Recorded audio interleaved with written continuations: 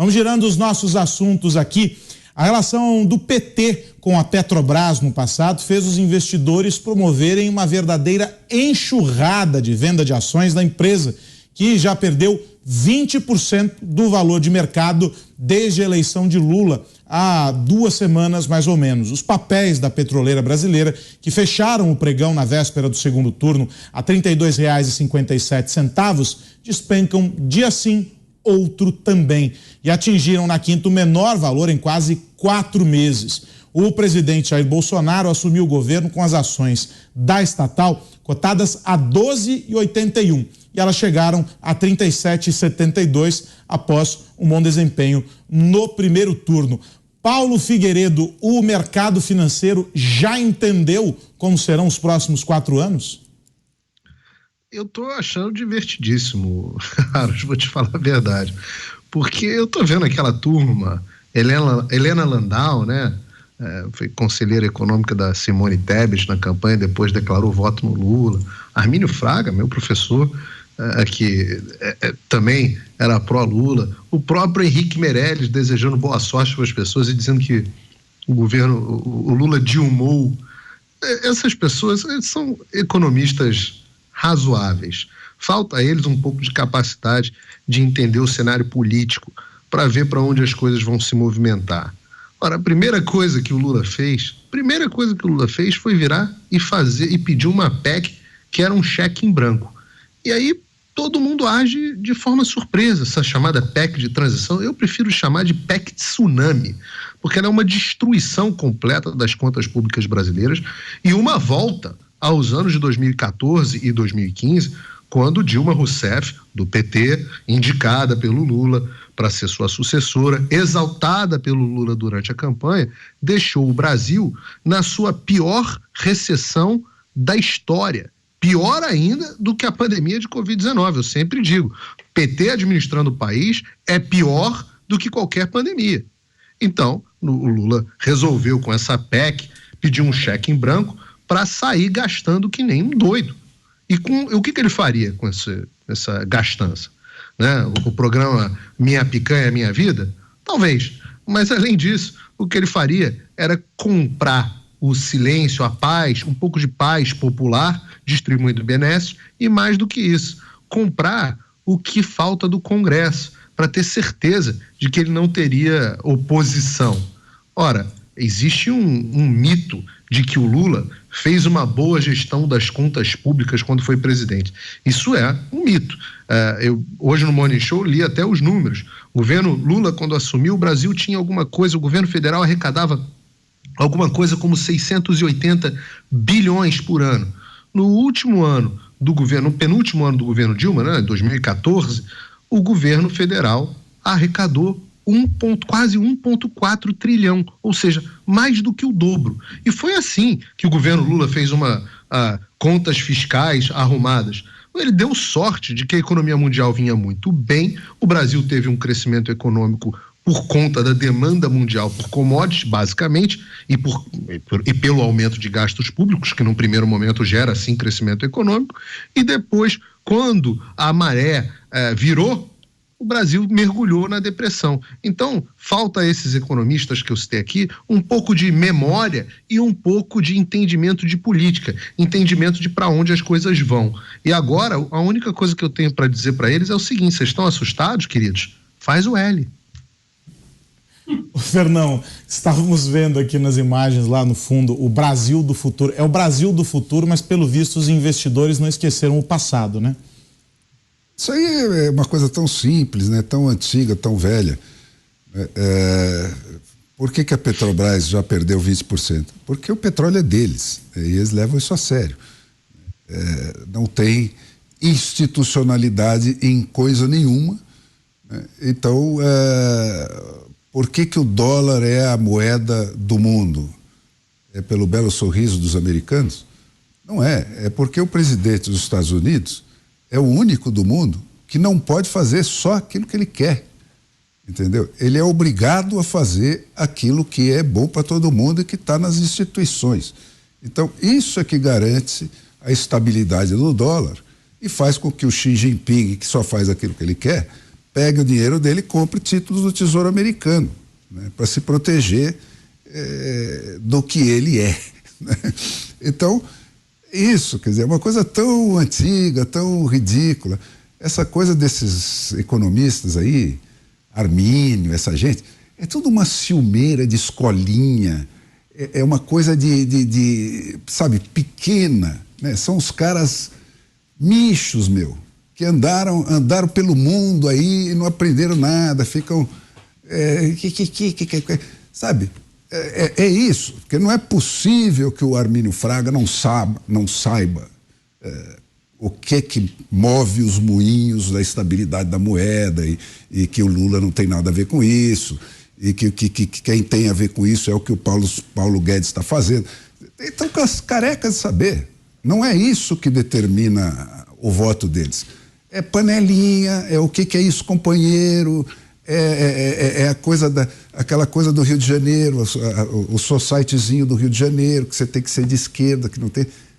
Tudo coisa desse tamanho. São caras que parecem muita coisa, mas são caipiras, né? São caipiras na mentalidade. O que foi, Paulo? Desculpa, não deu para ouvir aqui. Não, eu falei da Casa das Garças, o Fernão estava falando do Rio de Janeiro, né? A grande reunião dos economistas liberais. Eu fiz economia na PUC-Rio também. Então, é isso que o Fernão está falando perfeitamente. É o High Society do Rio de Janeiro, Beautiful People, onde um fica elogiando o outro, existe toda ali uma coisa de ficar bem com todo mundo, pessoal que assina carta pela democracia, e aí no final todo mundo acaba virando gestor dos seus próprios fundos, um indica para o outro, aí o dinheiro vai circulando sempre dentro da mão deles. Eu quero ver como é que está o resultado dos fundos desse pessoal e como é que vai estar daqui a pouquinho. Eu estou falando, esse é o pessoal que eu vou ficar enormemente satisfeito em ver as consequências do governo Lula para eles. Infelizmente, tem que haver consequências. É a mesma coisa, estou passando aqui nos Estados Unidos exatamente pela mesma coisa. No Wall Street, apoia em peso o Partido Democrata, apoiou em peso o Joe Biden. O que aconteceu? As ações dos Estados Unidos, o Dow e o Nasdaq, o S&P estão tendo os piores resultados em anos. Historicamente, esse ano foi historicamente ruim. E aí o que acontece é que os fundos desses caras todos estão indo para o beleléu. Aqui não dá para dizer faz o L, né? Mas dá para dizer faz o B do Biden, porque é uma estratégia suicida, baseada, como o Fernão está dizendo perfeitamente, muito mais em puxar saquismo mútuo e sinalização de virtude dentro da sociedade deles do que efetivamente em cálculo puro político de entendimento do que é melhor para o país. Zé Maria, tarde demais para esse sinal de alerta aceso aí pelos investidores? Não, há possibilidades de controle através da política, através do Congresso Nacional. Olha, Aros, os números, eles gritam, né, escancaram. E os gráficos mostram a fotografia do governo do presidente Jair Bolsonaro, um governo liberal, aberto. Paulo Guedes tirou várias amarras, currais que existiam no governo, né? E cartórios ali setoriais, e gente que ganhava muito dinheiro com a burocracia, com a dificuldade de se lidar com o Estado, tudo isso foi desamarrado. O governo do presidente Jair Bolsonaro andou muito, exatamente por ser o contrário, contramão do que quer o Lula, que é aquele controle central, apresentar as tais dificuldades e vender as facilidades. É assim o governo do PT. O que me impressiona é a inocência, e o Paulo tem toda a razão, esse grupinho que aposta, tira onda de socialista, mas ganha muito dinheiro na Bolsa, e é assim que tem que ser, né? O capital aberto, ele tem que ser assim, prejuízos e lucros, né? São apostas, são propostas de grupos, e eles não sabiam quem era o Lula. O Lula fazia o mesmo discurso em campanha, vai ver que eles pensavam, ele está fazendo esse discurso aí porque está em campanha eleitoral. Aí vem o Lula e faz o mesmo discurso, mas agora ele já é presidente eleito. Aí o pessoal assustou, não sei por quê, porque foi ele, Lula sendo Lula, fazendo o discurso do Lula, né? E por que o pessoal assustou e que o dólar subiu tanto? É falta de confiança. O mercado é confiança, a vida é de confiança. Então, é essa fotografia, particularmente a Petrobras. A Petrobras chegou no governo Jair Bolsonaro endividada, uma das maiores ou talvez a companhia mais endividada do mundo. Fez um acordo nos Estados Unidos, porque iria perder na justiça, né? Porque acionistas entraram na justiça diante da roubalheira, falaram, alguém tem que pagar por isso, não sou eu, dizia o investidor norte-americano, e com razão, né? Isso não é mercado, o que estava acontecendo na Petrobras. E aí fez um acordo bilionário lá, em dólar, pagou tudo e mesmo assim a Petrobras melhorou, teve lucro. E depois ainda houve a administração de preços de combustíveis, tudo isso, né? De que as pessoas estão com medo? O investidor está vendendo? Se até agora a grande crítica que se fazia é a divisão de dividendos. Isso significa bons resultados, porque o naco maior dos dividendos vai para os cofres públicos, o maior investidor da Petrobras. Então isso para mim é um quadro perfeito, Aros, do que nós estamos começando a encarar, que é um governo de desorganizar e não de organizar, entrando companheiros sem critérios e administrando a Petrobras politicamente. Aí o próprio investidor, que é o que compra a ação, né, o acionista, ele sabe que isso não vai dar certo. E olha, eu queria dizer o seguinte, eu não falei aqui de que a nota dos três poderes, importante, Paulo, não é inédita, já houve outras notas, inclusive quando se criou o Ministério da Defesa, que os três assinam, né?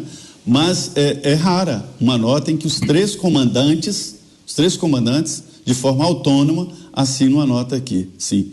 E eu não disse que ela viabiliza o governo Lula. Não disse isso. Eu disse apenas que a nota foi tão bem escrita e acalmou tanto que alguns disseram que viabiliza, para ter uma ideia. Na verdade, as conversas que eu tive com comandantes aqui, a resposta era uníssona. Não me consta que as Forças Armadas têm que opinar sobre eleições, Zé Maria. Era a resposta que eu ouvia. Tá certo. Só para jogar dois veneninhos. Diga, Fernão. Eu queria lembrar que operador de mercado financeiro ganha tanto na alta quanto na baixa. Ele ganha na diferença da oscilação, né? E quanto maior a oscilação, mais ele ganha. Então, só para fazer um reparo aí para o que disse o Paulo. E o segundo veneninho que eu jogo é que tá cheio de cara nessa galera aí que aderiu ao projeto Lula, né, que virou gênio, porque adivinhou lá no governo do Fernando Henrique que vinha a maxi desvalorização e ficou bilionário com isso, né? E por causa disso é gênio até hoje, entendeu? E olha, se for olhar isso com lente... Deixa eu ouvir o Coronel Gerson, 2 minutinhos também por causa do nosso tempo, Coronel, sobre esse assunto ainda, a debandada dos investidores. Eu vou pegar a deixa do Zé Maria quando ele cita que o presidente Bolsonaro ele assumiu com a Petrobras extremamente endividada e as ações estavam cotadas no início do governo Bolsonaro em R$ 12,81 e chegou a R$ 37,72 após o primeiro turno, após o bom desempenho ali quando ele passa no primeiro turno. Então nós observamos que houve uma evolução e eu tenho dito para muitas pessoas que, na verdade, e aí eu acho que o Paulo pode falar sobre isso porque ele tem a visão que nós temos aqui nos Estados Unidos, eu tenho falado isso para muita gente, e falei ontem aqui no Pingo nos Is, essa junção, esse grupo, essa amálgama, esse samba de crioulo doido que foi feito para se antepor a Bolsonaro, juntando PT, PSDB, PMDB, PSOL, Rede, não existe a menor condição disso desaguar em prosperidade, é impossível. Então, nós observamos aqui nos Estados Unidos, aconteceu a mesmíssima coisa. O governo Biden, ele sofre pressão de grupos radicais de esquerda e por causa disso, vejam bem, 2019, quando o presidente Trump entrega o mandato, os Estados Unidos tiveram o crescimento maior do G7, maior crescimento de produto interno bruto. Hoje, em 2022, ou seja, o crescimento dos Estados Unidos previsto caiu para 6º do G7 e ele está menor do que o do Brasil. Então nós temos a inflação pior do que a do Brasil, o crescimento do interno bruto menor do que o Brasil e o país, os Estados Unidos, entrando em recessão por causa das políticas públicas, esse emaranhado de forças que se juntaram para derrotar o presidente Trump. A mesma coisa acontece no Brasil. Quando o Alckmin começou a dar um certo ar de que haveria um pouco de bom senso, o presidente Lula abre a boca para atender a sua militância e, obviamente, põe tudo a perder. E essa tensão vai persistir. Eu não vislumbro nenhuma possibilidade de conseguir comportar todos esses grupos, como aqui nos Estados Unidos também não aconteceu. Ô Mota, agora não dá para dizer para essa turma que eles compraram gato por lebre, né? Todo mundo sabia o que estava fazendo.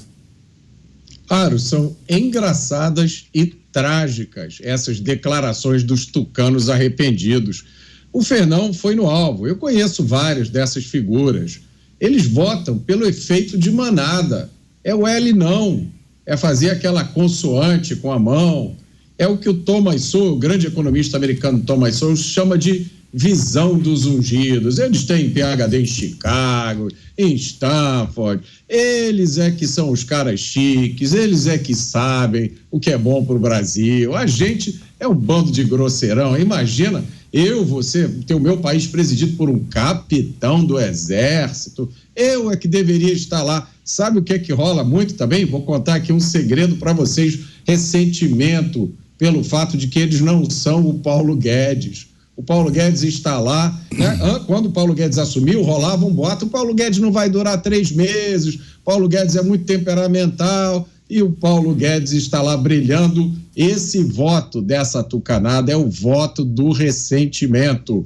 Agora, quem é que podia imaginar, né, que o PT ia ser o PT, que o PT ia demonstrar total desconhecimento da economia e fazer as mesmas práticas. Eu fiz até um comentário no Twitter, por uma manchete, acho que foi da Gazeta do Povo, de uma declaração do Armínio Fraga, né, de que as declarações lá do PT estavam em discordância com o que ele pensa. E eu falei, mas Armínio, você não assiste a Jovem Pan? A gente está falando isso da Jovem Pan tem uns 6 meses, né, ou mais.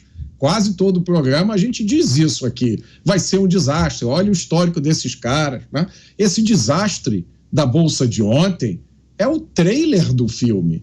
Não existe a menor possibilidade disso ser um episódio isolado. Isso é a natureza. O escorpião, ele dá uma ferroada nas pessoas porque é da natureza dele. Não adianta argumentar, bater um papo com o escorpião, não adianta fazer ressocialização no escorpião, porque ele ainda vai dar a ferroada. Eu só queria, para encerrar o meu comentário, lembrar uma declaração que o Paulo Guedes deu em um podcast, acho que tem uns 4, 5 meses, em que ele disse, olha, para o Brasil virar a Argentina, leva uns 6 meses.